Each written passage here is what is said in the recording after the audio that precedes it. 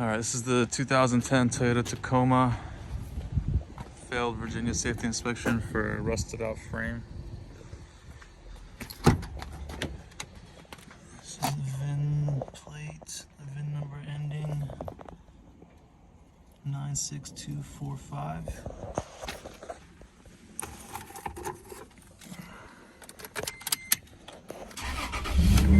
With 90,517 miles.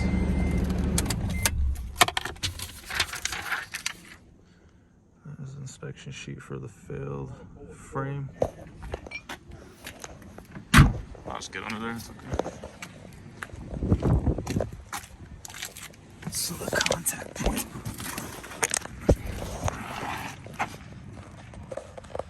Yep, right there.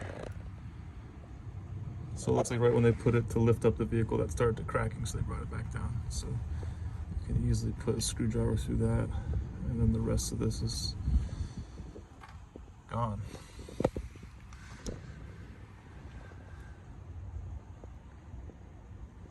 But it fails the Virginia safety inspection for that right there. Penetrating rust.